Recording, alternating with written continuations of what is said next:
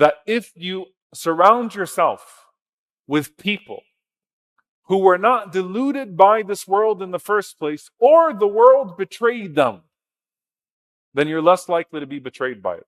Think of it this way. It's like if you knew a friend or you knew someone that stabs people in the back, and you already know 4 people that have been let down by that person. When you're with that person, it doesn't matter how charming that person is going to be. You spend time with the 4 people that that person has sold out. I already know who you are. And so when you're around people who have not been deluded by this dunya, or who have been betrayed by its promise, then you're less likely to be deluded by it yourself. And that's one of the benefits of constant accompanying of the poor, constant accompanying of the oppressed, constant accompanying of the betrayed, constant accompanying of the sick. How am I going to ever be betrayed by the promise of health if I'm always around sick people? How am I going to think that I'm always going to live in safety and ease if I'm around people that have been betrayed by that promise? How will I be deluded by my money if I'm around people that are poor all the time? It's good for your heart. It's good for your mind. It keeps you calibrated. It reminds you who this dunya is, who this world is all the time, so that it never betrays you again. I know who you are. I know what you're putting forward. Likewise, dear brothers and sisters, when you look at the lives of the companions of the Prophet sallallahu alaihi wasallam and the way that they lived their lives in this regard, they trained themselves on a daily basis to transcend their circumstances. Do positive circumstances affect me in a disproportionate way? Do negative circumstances affect me in a disproportionate way? SubhanAllah, there's a very powerful statement from Imam Hassan al-Basri, rahimahullah ta'ala. He says, Wallahi, I'm going to have to read it in full because every single sentence is so beautiful. He said, Wallahi, لَقَدْ أَدْرَكْتُ أَقْوَامًا وَصَحِبْتُ طَوَائِفَ مِنْهُمْ ما كانوا يفرحون بشيء من الدنيا إذا أقبلت ولا يحزنون على شيء منها إذا أدبرت. He said, I swear by Allah, I have known people. The implication is that he's talking about the Sahaba because he is a tabi'i. He's talking about the companions, or those who are the most righteous of the tabi'in.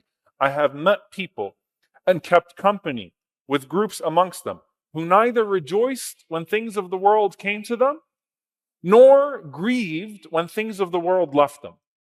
By the way, he's talking about unhealthy happiness and unhealthy grief. Of course, we're happy when good things happen to us. We're sad when bad things happen to us. But he's saying that they were not handcuffed by the circumstance of joy or handcuffed by the circumstance of grief. He said, I met these people myself. وَمَا يُبَالُونَهَا أَشْرَقَتِ الدُّنْيَا أَمْ غَرَبَتْ. And they would not, before he said that, he said, وَكَانَتْ لَدَيْهِمْ أَهْوَنَ مِنَ التُّرَابِ الَّذِي تَسِيرُونَ عَلَيْهِ. The whole world was worth less to them than the dirt that you walk on. They saw the whole world with everything that it has as less than the dirt that you walk on.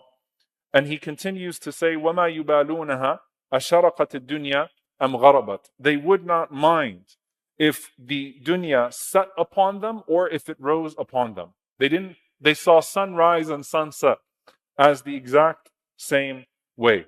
And he continues to say, and this is a very long narration, وَإِذَا أقبلهم الليل قاموا على أطرافهم يفترشون وجوههم تجري دموعهم على خدودهم. He said, and when the night would come upon them, they would present themselves to the night.